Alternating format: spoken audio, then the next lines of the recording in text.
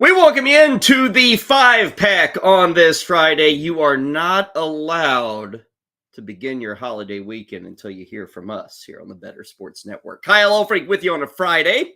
Hope all is going well. Producer Ernie Acosta helping us out as we get you set for the weekend to come with things that will matter to you, but certainly with things that matter right now. We also have our final pack break of the week. I thought, hey, June is about to become July. Here we are on the final day of June. When July hits, we start getting serious about football. So today on the 5-pack, got a little football for you.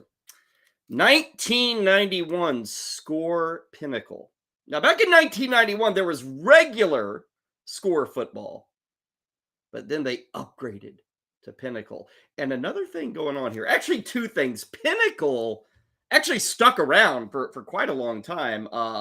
And Pinnacle was kind of at the forefront of the insert craze, which has only exploded in the last 10 years or so. Throughout the 90s into the early 2000s, Pinnacle was huge. All sorts of inserts. Like I said, they kind of created the excitement, the fervor, if you will, for inserts. The other thing with Pinnacle that you will notice here, see that number at the bottom? See that 12 cards per pack? That was very different in 1991. Like yesterday, we were opening a pack from 1988, and I think it was 15 cards.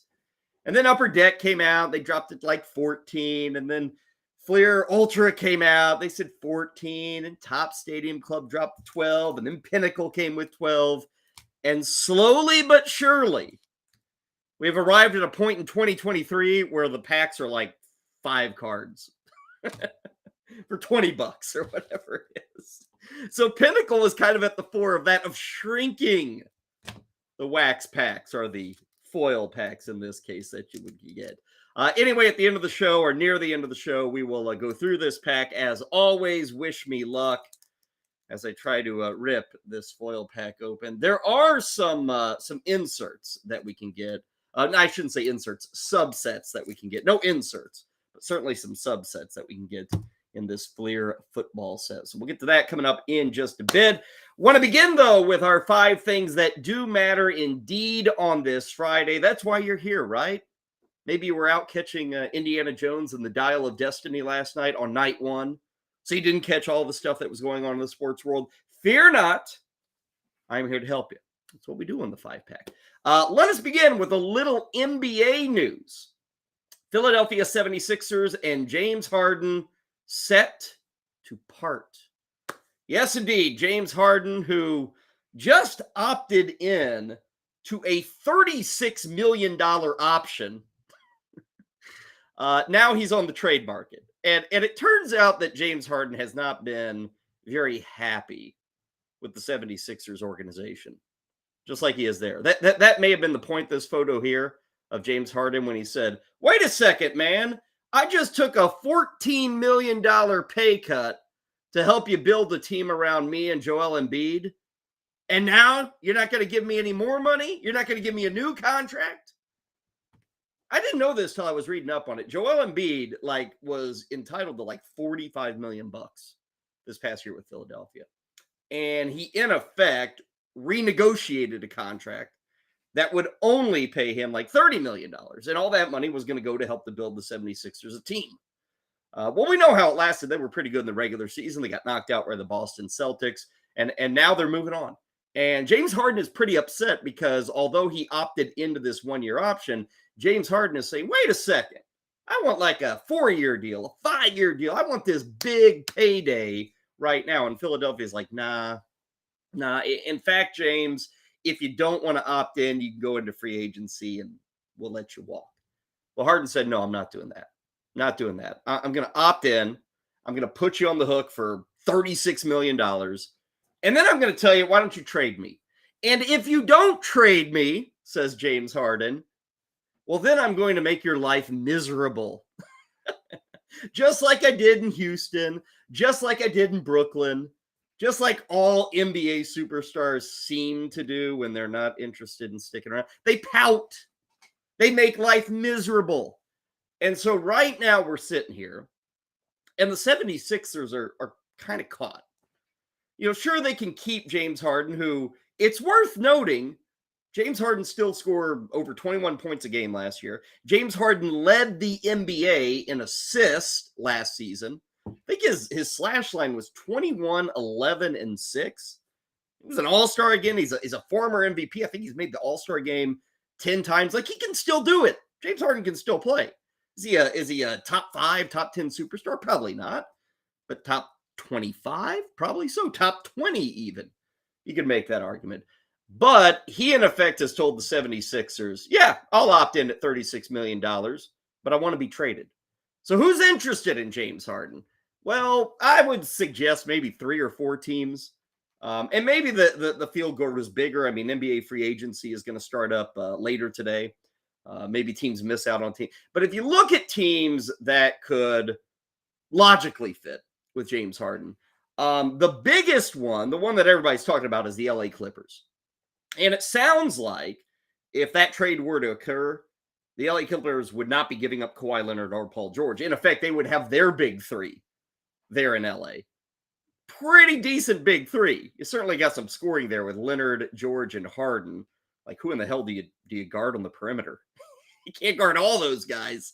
So that would be something. I don't know if it leads to a title. But the Clippers sound like the most logical spot. There's an outside shot of Miami. Now, when you think about the very famed Heat culture, I don't know if James Harden really fits in with that. So that might be an issue. The Rockets were an early leader, but it sounds like the Rockets aren't really interested in remarrying James Harden. I think the Rockets have like over $60 million in cap space, so they could absolutely fit James Harden. But it kind of sounds like, according to reporting, they're not interested in bringing in James Harden. So the Clippers appear to be the likely destination. Now, you can get odds on this. If you go over to the DraftKings Sportsbook right now, the Clippers are your favorite. Where James Harden will play his next minute in the NBA, Clippers are minus 2,000. Or, excuse me, 200 on that front. Minus 200. Now, Philly's actually number 2. It's plus 500. Houston, 550. The Knicks are at 650. And Miami's actually at 800. Philadelphia, 500, second best bet. Now, if that happens, Philadelphia won't be very excited about that occurring. Because, again, we saw this, what was that, 4 years ago when James Harden was stuck in Houston? And, like, he stopped showing up. He didn't go to practice. And Houston, in effect, had to give him away to Brooklyn. Philadelphia don't want to get caught in that situation. They want to turn James Harden maybe into some help right now. We shall see. As noted, free agency is beginning tonight. I'll talk about that in the 5 things that will matter. But James Harden may be the biggest name that's available.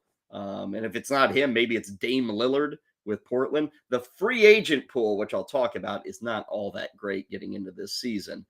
But James Harden's certainly still a very good player, and it sounds like he's available. Sounds like Clippers and the Rockets working on something. Let's move to baseball for item number 2 of our 5 things that will matter. And I got to talk about the San Diego Padres. My goodness. I was talking with a friend the other night. I was at the ball game, hanging out with some buddies, and we were watching the scoreboard, and there it was, the Padres getting beat again. And it's like, man, that team must just be full of dogs. How is that team so bad? Why are they struggling so much? And a lot of times you get, injuries. They've had nothing crazy on the injury front. They can't blame injuries. They're just not playing. And they are not playing well at all right now. In fact, as we sit here on this Friday, San Diego Padres, who for many were like the pick in the National League West ahead of the Dodgers. I liked the Padres over the Dodgers. Now, it turns out we all miss the Arizona Diamondbacks, but I was one of those guys who said, yeah, give me San Diego over Los Angeles. I'm way off. Everybody's way off. Padres right now are like struggling to even get involved in the playoff discussion. They have lost 5 straight games. 2 of those 5 were to the Nationals. And then over the last 3 days, they're taking on Pittsburgh, and they lose all 3. Yesterday, they were up 4-0 against the Pittsburgh Pirates, and they blew it. Let's take a look.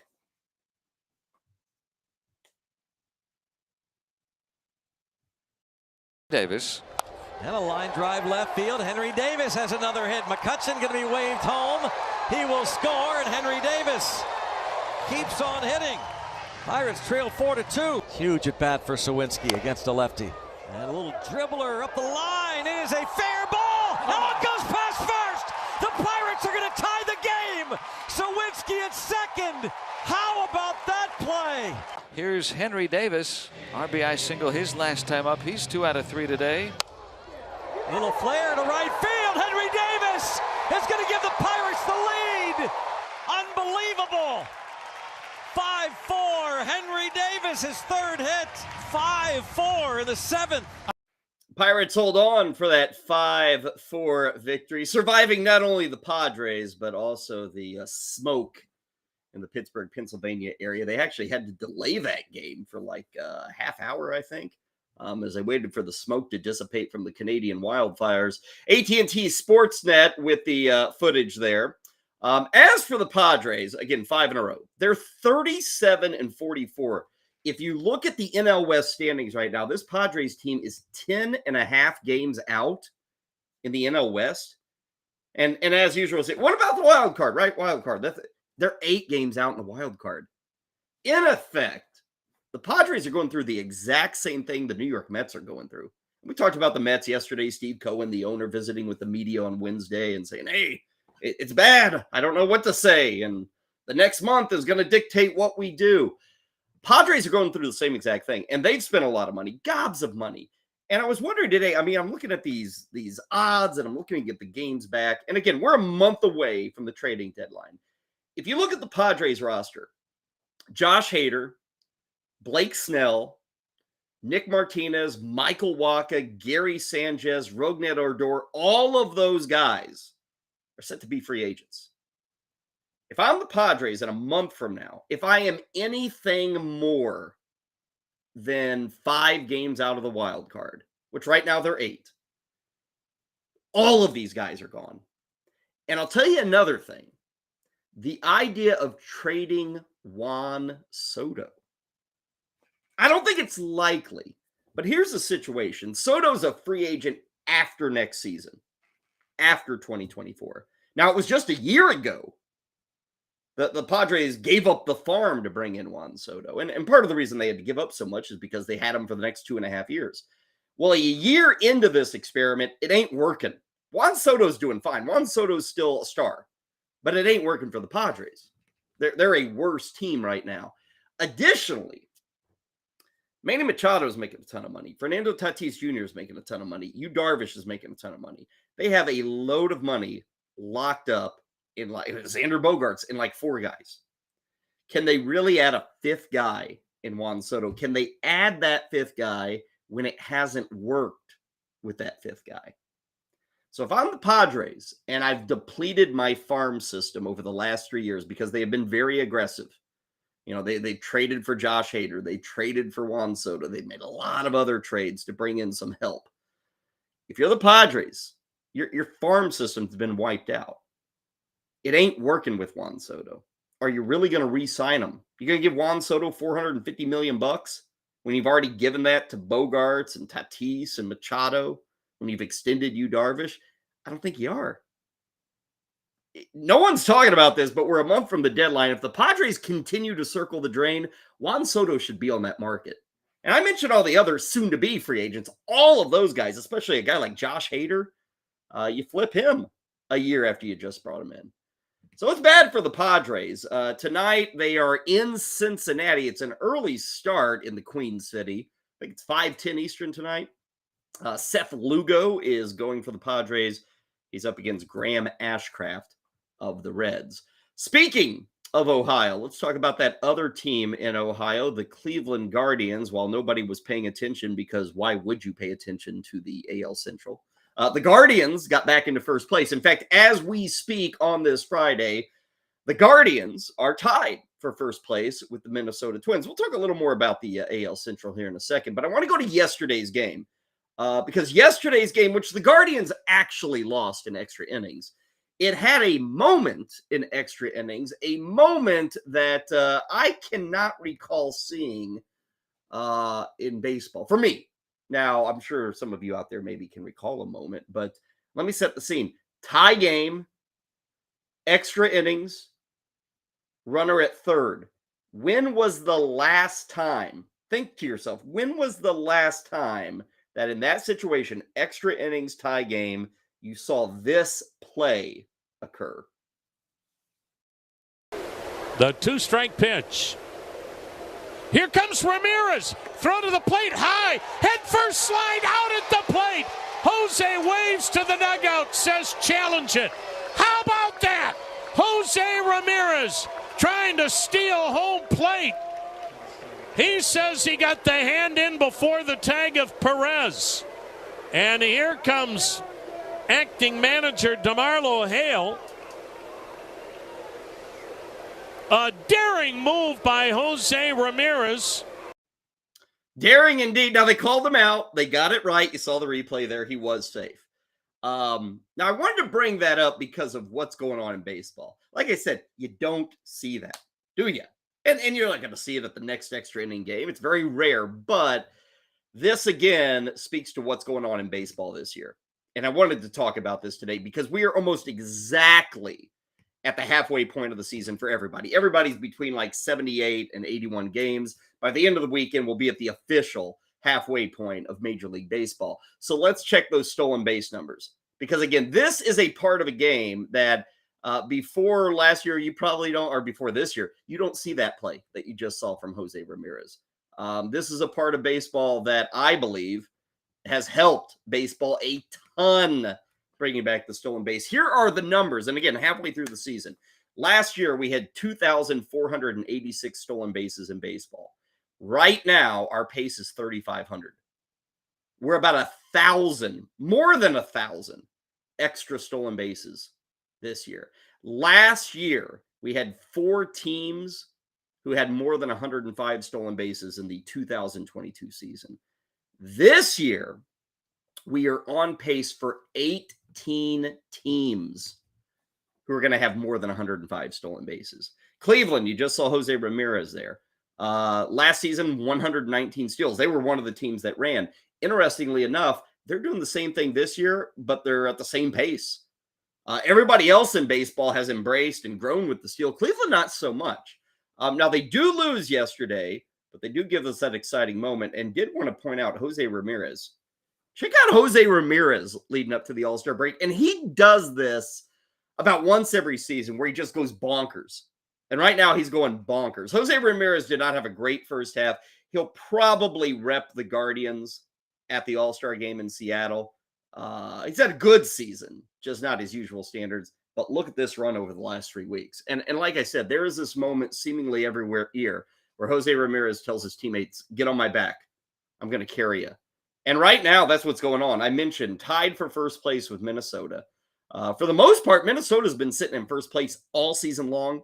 But the Twins just have not been able to get any momentum to separate themselves from the Guardians, who had a lot of injuries. The Guardians weren't hitting the baseball at all for the first 2 months. The Guardians are in Chicago this weekend, taking on the Cubs. Game 1 is this afternoon at 2:20. Minnesota is going to be in Baltimore this weekend. They play later tonight at 7:05. Current AL Central odds. Current odds. Minnesota is your favorite over at DraftKings, minus 130. Cleveland is the number 2 pick at plus 160. Okay, let's move to item number 4 of our 5 things that do matter. Speaking of the All-Star game, the All-Star starters were announced yesterday. 9 teams are represented with the 18 starting players. 4 of them are from Texas. 8 of them are first-time starters. And I said this on yesterday's show. Let's start, I think, with the American League here. Said this on yesterday's show. The vote looks pretty good. It's not bad. Ohtani, Heim, Diaz, Simeon, Young, Seager, Arozarena, Trout, and Judge. Now, I said there were a couple I disagree with. We'll have to see if Aaron Judge is even going to play in this thing. I doubt he does, but he is elected as an all-star starter. So the American League looks fine. We got the National League here. Said it yesterday. I'll say it again. National League looks pretty good too. JD Martinez is your DH, then Murphy, Freeman, Arise, Arenado, Arcia, Corbin Carroll, Acuna, and Betts. It's hard to argue with any of those in the National League, especially as you got down to the final two. So these 18 starters, legit. Now the fun begins. Try to build a lineup. With those. How would you set up these lineups in the NL and AL? That's a fun parlor game. And hey, we're still one game in Seattle. It's coming up on July 11th. We'll probably not have Judge. There might be some other changes there. Did want to point out Mike Trout, who I said yesterday, Mike Trout would not get my vote. I would give a vote to Adolis Garcia over Mike Trout. But again, Mike Trout's fine. I'm not going to sit here and moan about Mike Trout making the All-Star game and being a starter. What is notable is that Mike Trout is now just the fourth player in All-Star game history to make 10 All-Star game starts and do at least 10 with the same team. So this was his 10th All-Star start coming up for Mike Trout. There are only 3 other baseball players in the history of the game that have made 10 or more starts in the All-Star game and done them all with a single team. It's a fun little trivia question for you and your friends at the bar. I'll tell you the other 3. Ken Griffey Jr., he did 10 with the Mariners. George Brett did 11 with the Kansas City Royals. And blowing everybody out of the water, Cal Ripken Jr. with 17 All-Star starts, all of them the Baltimore Orioles.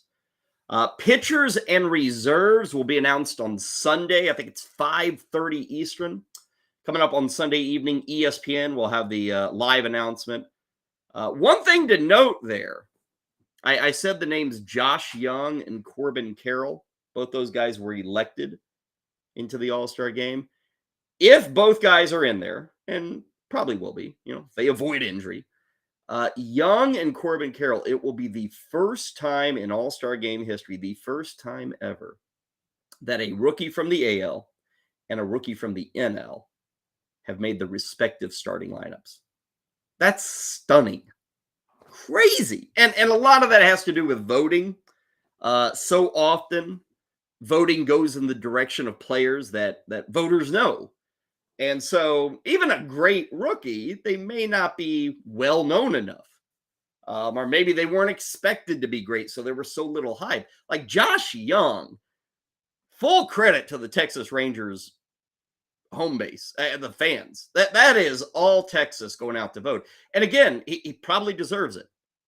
Maybe you could make the case for Matt Chapman and maybe Jose Ramirez or a couple of others. But it's not a mistake to have Josh Young in this game. That's on the Rangers fans. They were the guys and the girls and the voters who got Josh Young into this game. Corbin Carroll's just been great, and he had some hype coming into the year.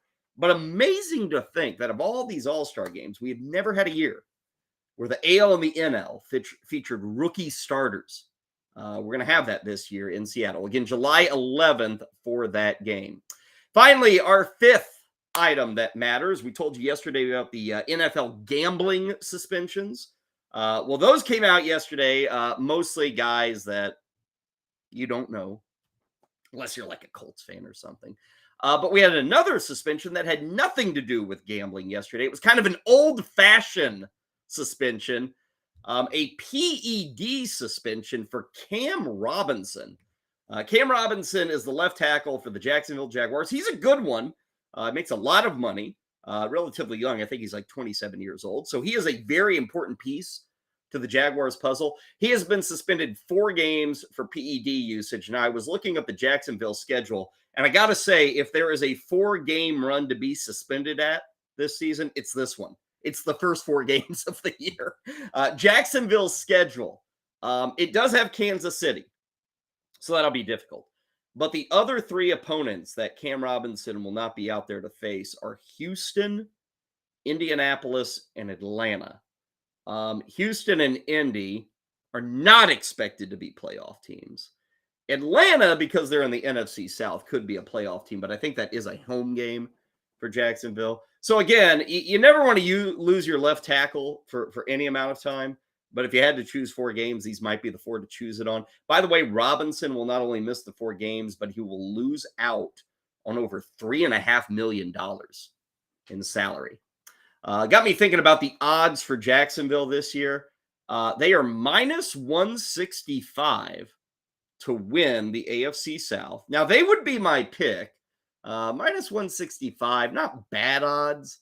But again, at this point, if you're throwing money down on the futures market, you're not looking at minus 165. You're looking at the pluses.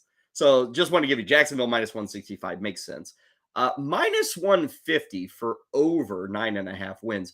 I think that is not a good deal. For a team that won 9 games last season, for a team that figures to have a little more of a difficult schedule this year, and for a team that is still very young and still trying to learn how to win, I thought that was a little rich, minus 150 to go over 9.5 victories. And then I thought this one was pretty high too, minus 195 to make the playoffs. Now, again, they're minus 165 to win the division. You can obviously make the playoffs by not winning the division, but do you really think the AFC South is giving us 2 teams? So minus 195 to make the playoffs. And hey, the Jaguars are good. They're exciting. They have Calvin Ridley back. They have Trevor Lawrence, like Etienne, all these guys. It's an exciting offense. It's a pretty good defense too. But those numbers seemed a little overamped, I thought. Jacksonville is kind of the AFC's version of the Detroit Lions this season. You know, everybody's excited about Detroit. I think in the AFC, that team is certainly Jacksonville, if it's not the Jets and Aaron Rodgers. Okay, those are your 5 things that matter at this very moment. We'll take a quick time out here. When we come back on the 5-pack, it's the 5 things that will matter. Let me warn you, if you're somebody who gets jealous of people making a lot of money while you don't, you're not going to want to hang around this weekend, because there is going to be money getting thrown around this weekend. I'll explain coming up next on the 5-pack on BSN. Most intriguing storyline is going to have to be the most intriguing player out of this bunch, and that's going to be Kyrie Irving, dynamic, skillful basketball player, right? But you know what comes along with him. Now, you get him in the right spot, the right situation, he can be fantastic. But about 2 weeks into the season, he'll take 2 weeks off, and you know the Kyrie Irving thing will start again, and you know he's the smartest guy in the room, and this, that, and the third. So his situation with the Dallas Mavericks and where he potentially ends up is the most intriguing. I think the players who can make the biggest impact on a different team would be Chris Middleton and Fred VanVleet. But those are going to be more expensive players. But those 2 guys can probably help somebody else get to the next level. But as far as intrigue, it's Kyrie Irving, because you never know what Son is going to do.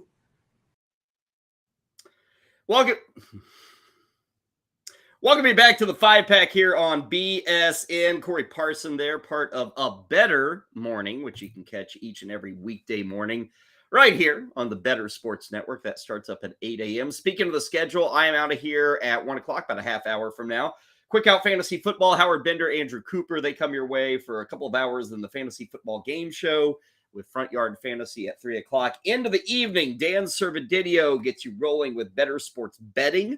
That's at 4, and then we'll get you set for the DFS night, DFS Playbook at 5 o'clock Eastern right here on BSN.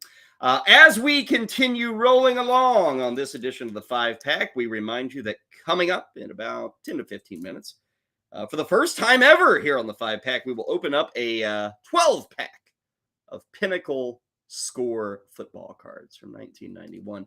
In terms of what these cards look like, I did not recall, so I had to look it up today, and I obviously haven't opened the pack. But this black motif, it is really repeated throughout the set. There's a lot of just blank space. You'll understand what I'm talking about when I show it to you. But there's a lot of blank space in these Score Pinnacle cards coming up. So we'll have that for you in just a few on BSN. Let's now get to our 5 things that will matter as we keep things on cruise control for this Friday. And we start with number 1. I warned you before the timeout that this is a weekend to spend money, and it has nothing to do with taking your kids to the fireworks store. Nothing to do with that. It has everything to do with later today, 6 o'clock Eastern, NBA free agency begins. Yes, indeed, money will be spent, even though the free agent pool is not all that great. Now, James Harden is not officially a free agent, but he's going to be on the market. You see some of the other guys there, Kyrie Irving, Fred VanVleet, Austin Reeves with the Lakers, obviously Draymond Green. This is not a great class of free agents. not a stupendous class. There are names, yes. Like I said, Kyrie Irving, Fred VanVleet, probably throw Cam Johnson from Brooklyn, D'Angelo Russell with the Lakers. Chris Middleton's a free agent. Now, in the case of Middleton and even the Draymond Green, the expectation is those guys probably just find a new way of returning to their club. In other words, they sign a new contract that's a little more cap friendly. That's the expectation. Now, you could see a surprise team kind of swoop in and say, hey, we need Draymond Green. A lot of people thought that Sacramento may be that team for Draymond Green. The Kings yesterday gave Harrison Barnes a big contract extension, 3 years, $54 million. I don't want to say that takes the Kings out of the Draymond Green experiment or possibility or hat, if you will, but it makes it a little more difficult. Giving Harrison Barnes $18 million, how are you going to find 25, 30 for Draymond Green? Probably still going to end up back with Golden State. The Kyrie Irving thing, he is the big name here, and obviously he came to Dallas in the trade. It did not work. He and Luka just didn't seem to fit. The team couldn't win games. Yet still, if you go over to DraftKings right now, Irving's odds, where he will take his next minute, if you will, in the NBA, Dallas is still a heavy, heavy favorite at minus 400. Sounds like Kyrie Irving kind of wants out of Dallas. Lakers are the second odds-on favorite team, plus 550. Now, I don't know how this would happen, but Phoenix is plus 600. So, my gosh, if Irving went to the Valley of the Sun, you would have Booker. You'd have Booker, you'd have Durant, you'd have Beal, you'd have Ayton, and you'd have Kyrie Irving. If you don't win the NBA title with those five, it's hopeless. Miami is plus 1,000 for Kyrie Irving. Still a little surprised. I guess the issue is fitting him in.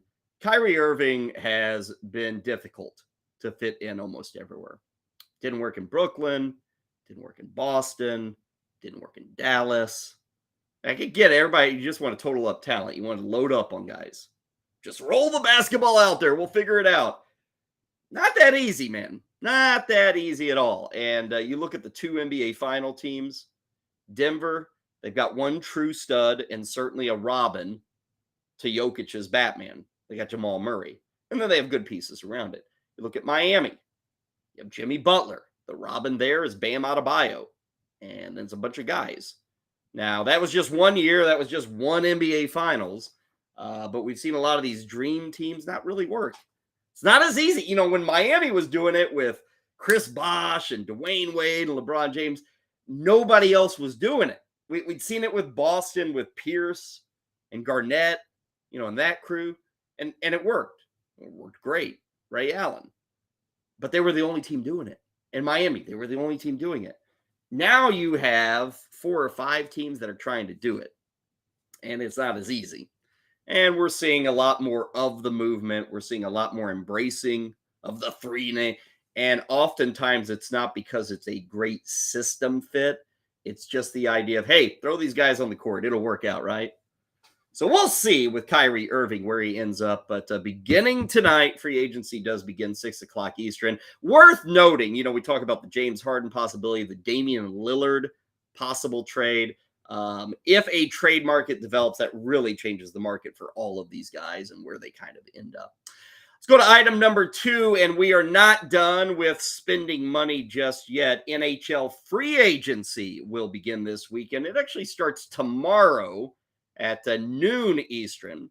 Now, just like the NBA, the NHL is not really loaded with great names. I was looking at a ranking of the top 25 names available. And one of them had like Ryan O'Reilly. Like, woo. Orlov with the Boston Bruins. That's a good defenseman, Dmitry Orlov. You got Tyler Bertuzzi of the Bruins. Vlad Tarasenko is available with the Rangers. Patrick Kane, who's going to have a hip surgery or a knee surgery? He's one of the top names. Frederik Andersen in net. He's kind of attractive. Situation there, though, is Anderson's with Carolina, and Carolina has like over $20 million in cap space. So they can keep him. You see Kane there. You see O'Reilly. That's Matt Dumba there of the Minnesota Wild. So it's not a great class of options with free agency. I mentioned the cap space in Carolina. They're over $20 million. A couple of other teams with a lot of money to spend in NHL free agency. Arizona, which, that makes sense. They've been tanking for, 2-3 years now. Detroit, also a team that could make a splash. Detroit is not a playoff team right now. The Eastern Conference has proven so difficult for the Detroit Red Wings. But they had a couple of free agents. Maybe they make that move. They got a lot of money that they can spend. Some other teams with money: Seattle, Nashville, Chicago, Pittsburgh. Pittsburgh's got like $15 million bucks.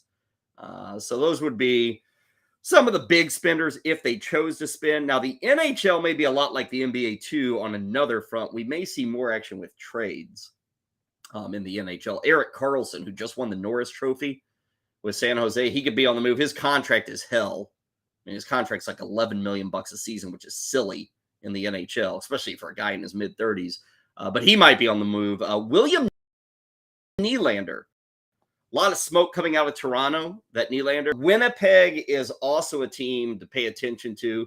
You might remember earlier in the week, they traded Pierre-Luc Dubois to the LA Kings. Well, they're probably not done. Connor Hellebuck, the goaltender, could be on his way out. Mark Sheffley of the Winnipeg Jets, he could also be traded. So those are things to follow. Again, that's on the trade market. Free agent market kicking off tomorrow at noon Eastern. We go from free agency in the NBA, free agency in the NHL, and we go to item number 3 on our 5 things that will matter here on the Better Sports Network. Let's go to baseball, and let's talk about some shoulders that could shape the NL West.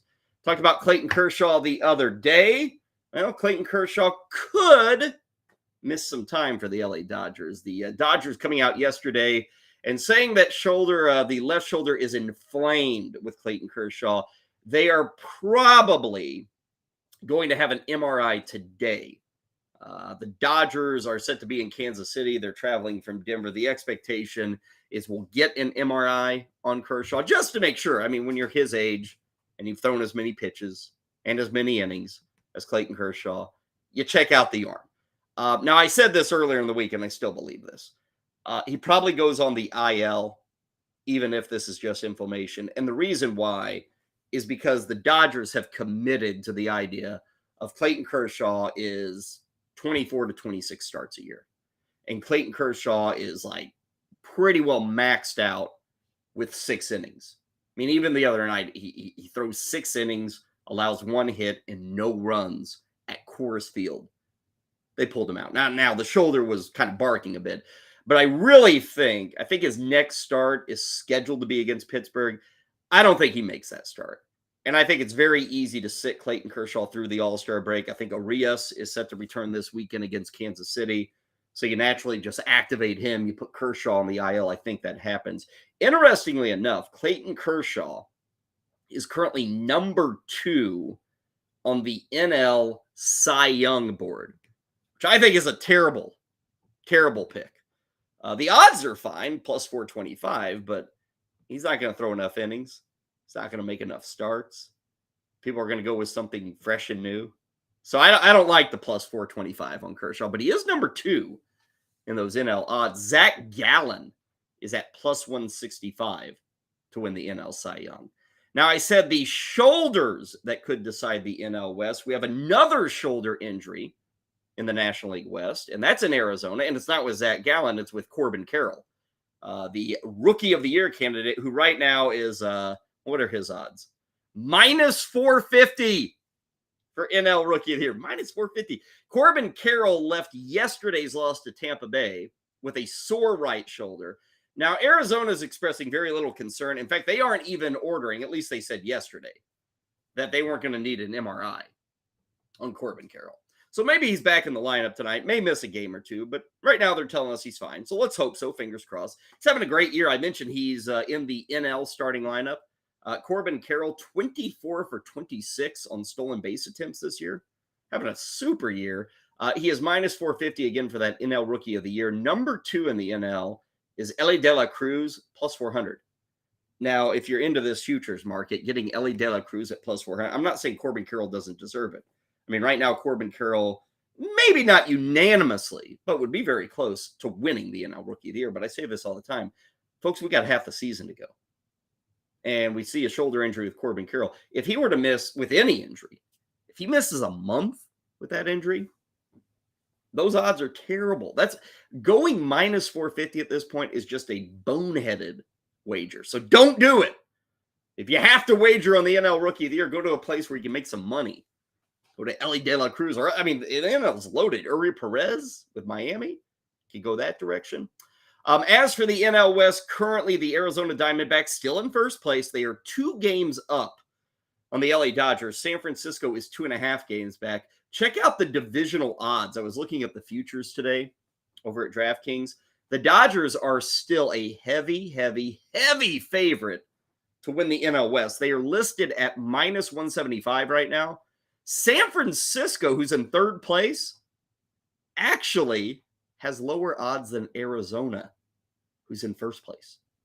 So again, the Dodgers head and shoulders above the rest of the NL West, minus 175. San Francisco is plus 360. Arizona is plus 380. So right now, that's a first place team halfway through the year that is plus 380. That is the third pick in their division. Dodgers in Kansas City tonight. They will be in the Midwest all weekend. Arizona is out to Southern California to take on that other team in LA, taking on the LA Angels tonight. That is your weekend set for Arizona. Now, speaking of series for the weekend, let's go to item number 4. Couple of big series taking place this week, and both series involving first place versus second place. Let's start in the National League East. Beginning tonight, Miami Marlins are on the road in Atlanta for the first of 3, and yes, indeed, the Marlins are in second place. Now, they're what? 6 games back of the Atlanta Braves? Take 2 out of 3 here, maybe get a sweep, and all of a sudden we got a heck of a race in the NL East. Tonight, 7:20, Saturday, 4:10, and Sunday is 1:35. Sunday's pitching matchup. Last year's Cy Young winner, Sandy Alcantara, going up against the guy who could win it this year, Spencer Strider. So that's probably your best pitching matchup. That's Sunday in Atlanta, 1:35. Should note on Saturday, Uri Perez, who's like been unstoppable in the month of June. He is pitching against Charlie Morton for that 4:10 start. Speaking of odds, Atlanta is currently minus 2,000 to win the NL East. Miami is plus 1,700. Update on Luis Ariz. He is now hitting .392 as the Marlins enter this series in Atlanta. Again, 7:20 for game 1. Now, the other big showdown that we've got in baseball this weekend is second place Houston on the road at first place Texas. Yes, the Lone Star State battle. Astros currently 5 back of Texas. Start times for the weekend, 8:05 tonight, 4:05 tomorrow, and then Sunday is at 2:35. Pitching tonight for the Astros, Ronel Blanco. Pitching tomorrow for the Astros, Hunter Brown. Pitching Sunday for the Astros, to be determined. I know the Astros were everybody's pick in the AL West coming into this season. They are in second place. They're 5 games back. It's kind of remarkable they are only 5 games back. Seriously. They've had injuries. They're without Yordan Alvarez. Their pitching staff is a bunch of rookies. Guys like Ronel Blanco. It's kind of surprising they're only 5 games back.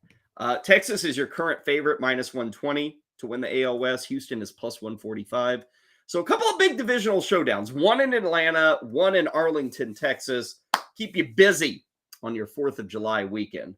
A lot of good baseball, first place versus second place there. Finally, our 5th item that will matter was talking about the All-Star game in Seattle earlier. Remember, there's also a home run derby during All-Star week, and that's going to be in Seattle. That's the night before. So that'll be Monday night, July 10th. And yesterday, we got word from Vlad Guerrero Jr. that he is back. He is coming back to the home run derby. Now, why is this important? Well, the last time Vlad Guerrero was in the home run derby was way back in 2019. That's when the All-Star game was in Cleveland. And he was a part of the home run derby. Now, he did lose. Pete Alonso won the overall home run derby. But Vlad Guerrero Jr. at that 2019 home run derby in Cleveland had a record-setting night on two fronts. Let's take a look 4 years ago in Cleveland. See where you end up, but boy, you're dealing with a guy that's absolutely on fire. And let's give batting practice pitchers a lot of credit in this derby. They know exactly where they want pitches to be thrown. Tex. He might be getting to 28. Here we go. We could be watching history tonight in Cleveland, boys and girls. Oh, my goodness. Scoreboard watching. 28. Next one breaks the record. That's got a chance. There's the record. 29. 30. Did that one get over at the end? Did he get two? Vladimir Guerrero. We got 28 on the board, which would tie Josh Hamilton for most in a round. And now it's 29. He breaks the home run derby record for home runs in a round, which I never thought we'd see it. And that record still stands in 2023. 29 homers in a single round. Now, I said two records. Vlad hit a total of 91 home runs in that home run derby in Cleveland.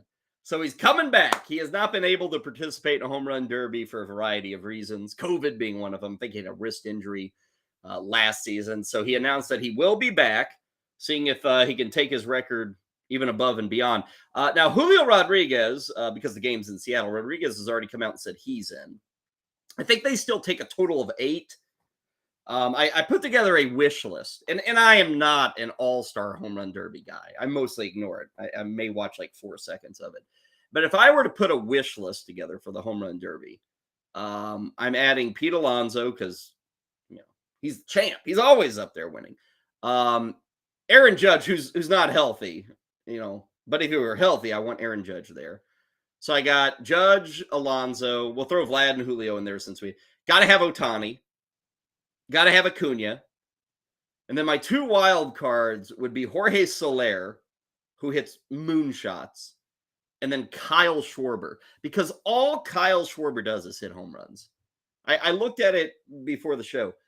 Almost 40% of the hits that Kyle Schwarber has this whole year have ended up beyond the wall. Almost 40%. Shohei Ohtani, who leads baseball in home runs, he's got 26, maybe more than that, 28.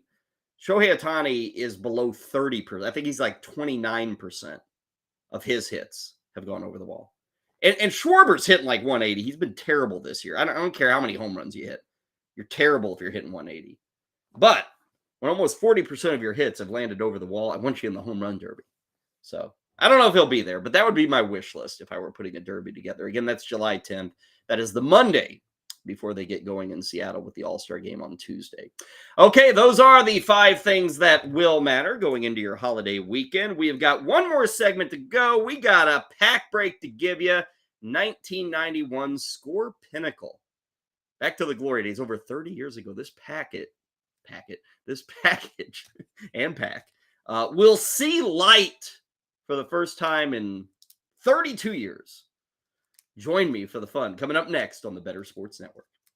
I think that you have to go with the Jaguars here. I typically don't go for odds that are negative 160 because there's a very limited return on that. But after bringing in Calvin Ridley, after having another year under Doug Peterson, they're going to take this division. The Titans, as bad as they are, somehow always find a way into contention for the division. But I think that the suspension announced yesterday of right tackle Nicholas Petit-Frere really, really hurts their offensive line. They already had a weak offensive line, and now they only have one other guy on their depth chart at right tackle. Indy and Houston are both coming in with rookie quarterbacks, and they have a bunch of inexperienced pieces. So although I think that they can be good in the future, I don't think that you can put money on anybody but the Jaguars. Duval! Good to have you back with us on the 5-pack. Final segment on this Friday, and then you can jump into your weekend. Hope you got some travel plans. Be safe out there, not only with the traveling, but also the lighting and shooting of explosives. That's also something to be safe with. Before we get out of here, we got to get our pack break. After all, the show's called the 5-Pack, so we got to do a pack break. Today, for the first time ever on this program, we've got some 1991 Score Pinnacle football cards. This is the new and improved version of Score football. Score still made regular football cards, but this was, hey, let's get into that big rich guy market. So here was their entry into that rich guy market. And as I noted, these cards have a lot of empty space. We start with one of our favorites from the era, just because every time you see this guy, he looks like Andre the Giant playing football. Kevin Mack of the Cleveland Browns. Now, again, the shoulder pads. Are you kidding me? Are those shoulder pads even legal anymore? Like, why don't we? Can there be at least one running back who puts on shoulder pads like this? Look at those things. I mean, he's twice as big as he normally is. But again, you see the pinnacle. Like, all of this just dead space. Like, nothing here. Nothing. Give me another photo. Give me something. I don't know. Too much just empty space on these cards. So we start with Kevin Mack. Up next, Bills linebacker Shane Collin. Not as popular as, say, Cornelius Bennett with the Bills, or certainly Bruce Smith. Hell, even Mark Kelso, the guy who had the shell on his helmet. But Shane Collin, pretty good linebacker. I think he was out of Penn State, because aren't all linebackers? Yeah, out of Penn State. All linebackers are out of Penn State. The Magic Man. Man, this guy, to me, growing up, he was the only good Packer quarterback from like 1975 to 1995. The Magic Man, Don Majkowski. Now, the Magic eventually ran out, and the Packers had to go with Brett Favre. But there was about a 2-3 year stretch where the Magic Man was pretty good. Pretty good. And like I said, for me, in an era from really following football, say from 87 to, 93, before the Brett Favre days, here was your Green Bay Packer QB. And they called him the Magic Man because, hey, it fit the name. But he also was known for like 2-minute success stories. Had a big drive against the Bears. I think that was kind of his coming out party. And the Packers were bad for so many decades. And then he kind of got them close to 500, obviously. Favre blew the door down. Now, this is an interesting card. Quinn Early is the card, but this is the problem. We've got vertical and horizontal conflicting here. So do I hold the card like this, or is the card like this? Now, Score Pinnacle is telling me hold it like this, Kyle, but doesn't that, it looks terrible now. You gotta hold it like that.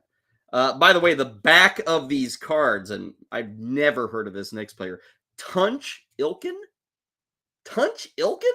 Do Steelers lifers even know who Tunch Ilkin is? Here are the backs. I'll give you the Tunch Ilkin back. This isn't a good rep because there's no stats for Tunch Ilkin. Indiana State. Here, let's read up on Tunch Ilkin. I will give Pinnacle some credit here.